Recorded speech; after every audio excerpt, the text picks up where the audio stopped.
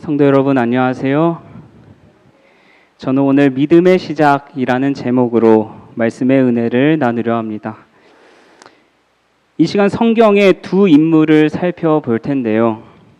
이 두 인물을 통하여 각 개인의 믿음에 대한 하나님의 음성을 듣는 귀한 시간이 되시길 간절히 바랍니다. 먼저 하나님의 말씀 요나서 1장 1절로 3절에 있는 말씀을 보시겠습니다. 요나서 1장 1절로 3절입니다. 제가 읽겠습니다. 여호와의 말씀이 아미떼의 아들 요나에게 임하니라. 이르시되 너는 일어나 저 큰 성읍 니느웨로 가서 그것을 향하여 외치라. 그 악독이 내 앞에 상달되었음이니라 하시니, 그러나 요나가 여호와의 얼굴을 피하려고 일어나 다시스로 도망하려 하여 욥바로 내려갔더니 마침 다시스로 가는 배를 만난지라. 여호와의 얼굴을 피하여 그와 함께 다시스로 가려고 배 삭슬 주고 배에 올랐더라. 저는 길눈이 어두워서 길을 자주 잃곤 합니다. 중학교에 입학해 첫 등교를 할 때 분명히 갈 때는 잘 갔는데 돌아오는 길을 몰라 여기 갔다 저기 갔다 한참을 돌고 돌아서 겨우 집에 도착하곤 했습니다. 이런 길치가 어떤 용기가 있었는지 군에 입대할 때에는 운전병을 지원해서 들어갔습니다. 다행스럽게도 요즘에는 군 차량에도 내비게이션이 있고 옆에 간부가 친절하게 길을 잘 알려줘서 군 생활을 무사히 마칠 수 있었습니다. 만약 내비게이션이 없었다면 아마 험난한 군 생활을 피해갈 수 없었겠지요. 내가 가고 싶은 곳과 가야 할 곳을 안내하는 내비게이션은 저 같은 길치뿐 아니라 모든 사람들에게 최고의 발명품이 아닐까 생각됩니다. 그런데 아이러니한 것은 내비게이션이 있다고 해도 우리는 종종 길을 잃어버린다는 것입니다. 딴 생각을 해서 안내한 길을 지나쳐 버리기도 하고, 또는 내가 생각하는 길과 달라 내 고집대로 안내를 무시하고 갔을 때 길을 잃거나 오히려 먼 길로 돌아가는 경험을 해본 적이 다들 있으실 것입니다. 아무리 내비게이션이 있어도 그 안내에 집중하지 못하거나 신뢰하지 못할 때 길을 잃는 것처럼 우리의 인생길을 안내하시는 하나님의 음성에 온전히 신뢰하지 못하고 온전히 집중하지 못하고 내 고집대로 내가 가고자 하는 대로 간다면 우리는 삶의 방향을 잃어버리고 말 것입니다. 오늘 본문에 등장하는 요나처럼 말이죠. 하나님께서는 요나에게 분명한 음성으로 갈 길을 알려주셨습니다. 어디로 가라고 말씀하셨나요? 너는 일어나 저 큰 성읍 니느웨로 가서 그것을 향하여 외치라. 그러나 요나는 하나님의 명령에 어떻게 반응했습니까? 요나서 1장 3절 다시 한번 보시겠습니다. 요나가 여호와의 얼굴을 피하려고 일어나 다시스로 도망하려 하여 욥바로 내려갔더니 마침 다시스로 가는 배를 만난지라. 여호와의 얼굴을 피하여 니느웨가 아닌 다시스로 가는 배에 올랐습니다. 여기 사진을 보시면 니느웨는 이스라엘에서 북동쪽에 아시리아라는 나라에 있는 도시였고 다시스는 지금의 스페인 쪽인 지중해 끝에 있는 도시였습니다. 요나가 있는 곳으로부터 거리로 보거나 가는 여정을 봐도 요나가 가기 쉬운 곳은 어디였습니까? 누가 봐도 하나님이 명하신 니느웨가 가기 쉬운 길이 아니었겠습니까? 그러나 하나님의 뜻을 거스르기 위해서라면 먼 길도 마다하지 않겠다는 요나의 모습을 볼 수가 있습니다. 게다가 하나님을 피해서 다시스로 도망가기 위해 선착장이 있는 욥바에 도착했을 때에는 어떤 일이 일어났습니까? 요나가 여호와의 얼굴을 피하려고 일어나 다시스로 도망하려 하여 욥바로 내려갔더니 마침 다시스로 가는 배를 만난지라. 때마침 다시스로 가는 배를 만난 요나는 어떤 생각을 했겠습니까? 그래, 나에게 다시스로 가라고 마침 배도 딱 도착해 있구나. 이와 같이 하나님의 뜻을 분명히 알고 있음에도 자신의 어긋난 계획을 마치 하나님의 뜻인 것처럼 정당화하는 일이 우리의 삶 속에서도 얼마나 많이 있습니까? 제가 초등학교 다닐 때의 일입니다. 하루는 학교에서 시험을 보는데 마지막 문제의 답이 기억이 나지 않는 것입니다. 이 문제만 풀면 좋은 점수를 받을 것 같은데 시험지를 제출해야 할 시간은 다가오고 도무지 답은 떠오르지 않았습니다. 초조한 마음을 가다듬고 하나님께 간절히 기도했습니다. 하나님, 제발 이 마지막 문제 풀게 해주세요. 어떤 일이 일어난 줄 아십니까? 시험 시간이 종료되었으니 뒤에서부터 시험지를 걷어오라는 선생님의 목소리에 저는 두리번거렸고 정확히 제가 못 풀었던 문제의 답을 옆 친구의 시험지를 통해 보게 되었습니다. 그리고 마지막 순간에 극적으로 기억이 나지 않았던 문제를 풀고야 말았습니다. 컨닝을 하게 된 것이죠. 그리고는 이렇게 생각했습니다. 하나님이 내 기도를 응답해 주셨구나. 그때 어린 시절이었고 철없던 시절이라며 웃고 넘길 수 있겠지만 우리의 삶에도 여전히 이러한 일들은 일어나고 있습니다. 자신의 그릇된 행위를 정당화하고 하나님의 명령에 대한 불순종을 정당화하고 죄를 정당화하는 일들이 허다한 것입니다. 요나가 니느웨가 아닌 다시스로 과정에는 이러한 자기 정당화가 있었습니다. 선지자는 이 사명이 어렵고 외적으로 볼 때 불가능한 것처럼 생각되어서 부르신 분의 지혜를 의심하고 싶은 유혹을 받았다. 인간의 견해로 볼 때에 이 거만한 도시에 가서 이와 같은 기별을 선포함으로 얻을 수 있는 것은 아무것도 없는 것처럼 보였다. 그 순간 그는 그가 섬기는 하나님이 전지하시고 전능하신 분이심을 잊었다. 그가 여전히 주저하고 의심하는 동안에 사단은 그를 좌절감에 쌓이게 했다. 그가 생각할 때 니느웨는 너무나 악한 도시였기에 가서 아무리 기별을 전한다 해도 그들은 돌이키지도 않을 것이라 생각했다는 것입니다. 그런데 이것이 그의 불순종을 정당화할 수 있는 것입니까? 그의 불순종으로 인해 그 순간 그는 전지전능하신 하나님을 잊게 되었고 그가 가야 할 길을 잃어버리고 말았습니다. 단 하나의 불순종이라도 회개하지 않으면 곧 다른 불순종을 몰고 온다. 죄 가운데서도 자기를 정당화하는 사람은 점차 기만에 빠져들어 급기야는 아무런 제재도 받지 않고 범죄하게 된다. 단 하나의 불순종을 통하여 갈 길을 잃은 요나의 인생 여정은 어떠했습니까? 큰 폭풍우를 만났지만 여전히 하나님의 보호하심 아래 그는 구원을 얻었고 마침내 니느웨로 가서 하나님의 기별을 전하기는 했습니다. 그러나 그의 불순종한 삶은 그를 온전히 하나님을 향하게 하지 않았고 향후에도 여전히 하나님을 원망하며 불평불만 속에서 살아가는 모습을 낳게 됩니다. 이런 요나의 모습을 통해서 하나님에 대한 믿음과 신뢰는 바로 순종으로부터 시작됨을 알 수 있습니다. 하나님의 명령에 대한 순종을 통하여 우리의 믿음은 점점 더 단단해지는 것입니다. 사랑하는 성도 여러분, 단 한 번의 불순종을 가볍게 여기지 마시길 바랍니다. 때로는 하나님의 명령을 순종하기에 버겁게 느껴지고 내 생각과 맞지 않은 순간이 올 때에 그래도 내가 가야 할 길을 가장 잘 아시는 하나님의 명령에 순종함으로 모든 의심의 뿌리를 제거하고 우리의 갈 길을 하나님을 통해 알게 되는 저와 여러분이 되시길 간절히 바랍니다. 저 역시 요나와 비슷한 삶을 살아왔습니다.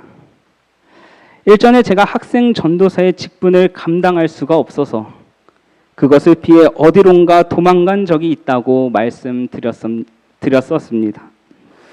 제가 도망간 곳은 필리핀의 한 어학원이었습니다. 그곳에서 저는 영어를 배우면서 그곳에 오는 초, 중, 고등학생들을 관리해주는 역할을 했습니다. 영어 단어 시험을 봐주고 숙제도 검사해주고 수학도 가르쳐주는 일들을 했습니다. 그 일들이 전부였으면 좋았을 텐데 그것이 전부가 아니었습니다. 어학원 원장님께서는 저에게 하나님을 모르는 아이들에게 이렇게 쉽게 하나님의 말씀을 전할 기회가 어디 있겠냐며 아침 예배 시간에는 하나님 말씀을 전하게 하셨고 금요일 오후에는 다니엘서를 가르치게 하셨습니다. 이런 일들을 피해서 도망쳐 왔건만 더 이상 도망갈 곳이 없는 저는 그 일들을 할 수밖에 없었습니다. 그런데 놀랍게도 아이들을 위해 말씀을 준비하고 전하는 과정 속에서 하나님께서는 부족한 저를 이런 방법으로 준비시키시고 단련시키신다는 사실을 부정할 수가 없었습니다. 그곳에서 그렇게 하나님의 일을 시작한 지 3달이 지났습니다. 매 안식일에는 신랑에 위치한 한인교회를 다녔었는데 하루는 안식일 오후에 교회 담임 목사님께서 저에게 오시더니 기존의 교회에 계시던 전도사님이 곧 한국으로 들어가시는데 전도사 자리가 비게 된다며 저에게 학생반을 맡아 전도사를 해줬으면 좋겠다는 부탁을 하시는 것이었습니다. 상당히 당혹스러웠습니다. 고민해보고 결정하라는 목사님의 말씀에 저는 제가 머물고 있던 곳으로 돌아와 며칠 동안 고민하게 되었습니다. 아무리 생각해도 내가 전도사를 피해서 여기까지 왔는데 이건 아니라고 생각하고 도저히 못하겠다고 결정을 내릴 때쯤 며칠 후 목사님께서는 제가 있는 곳까지 직접 찾아오셨습니다. 그리고는 저에게 고민은 해봤냐고 물으시면서 너무 부담 갖지 말라고, 그렇다고 너무 부담을 안 갖지도 말라고 말씀하시고 가셨습니다. 학생 전도사가 두려워 도망쳐 왔건만 끊임없는 하나님의 음성에 저는 그제야 비로소 하나님의 명령에 순종하게 되었습니다. 이렇듯 우리를 향한 하나님의 음성은 우리가 어디를 간다 해도 끊이지 않습니다. 우리를 향한 하나님의 계획 역시 우리가 어디에 있다고 해도 절대 멈추지 않습니다. 우리는 제멋대로 가도록 방치되지 않았다. 우리가 하는 모든 일에 있어서 우리는 하나님을 인정해야 한다. 그러면 그분께서는 우리의 갈 길을 지시해 주실 것이다. 우리는 겸손한 마음으로 주님의 말씀을 상고하고 주님의 권고를 구해야 하며 우리의 뜻을 주님의 뜻에 맡겨야 할 것이다. 우리는 하나님 없이는 아무 일도 할 수 없다. 우리의 인생을 되돌아보면 하나님의 손길이 닿지 않은 곳이 하나도 없습니다. 하나님의 손길을 인식하느냐 마느냐의 차이일 뿐입니다. 내 스스로 하나님의 손을 떠났다 생각할지라도 여전히 손 내밀어 기다리시는 분이 바로 하나님이십니다. 사랑하는 성도 여러분, 이제는 하나님의 어떠한 명령에도 즉각적으로 순종함으로 하나님의 따스한 손길을 느끼고 하나님의 세미한 음성을 들을 수 있는 저와 여러분이 되시길 간절히 바랍니다. 먼 길 돌아갈 필요가 없습니다. 지금 하나님이 가라고 하시는 길이 가장 좋은 길임을 잊지 마시길 간절히 바랍니다. 이 시간 한 인물을 더 살펴보려고 하는데요. 갈 바를 알았지만 가지 않았던 요나와는 상당히 상반된 인물입니다. 얼마 전 교과를 통해서도 배우셨을 텐데 갈 바를 알지 못하고 나아갔던 사람 누구일까요? 네, 바로 아브라함입니다. 믿음의 조상 아브라함은 단순히 아들 이삭을 제물로 바침으로써만 우리의 믿음의 조상이 된 것이 아님을 성경 곳곳에서는 말하고 있습니다. 아브라함의 믿음의 시작은 바로 창세기 12장 1절로 시작됩니다. 여호와께서 아브라함에게 이르시되 너는 너의 고향과 친척과 아버지의 집을 떠나 내가 내게 보여줄 땅으로 가라. 내가 너로 큰 민족을 이루고 내게 복을 주어 내 이름을 창대하게 하리니 너는 복이 될지라.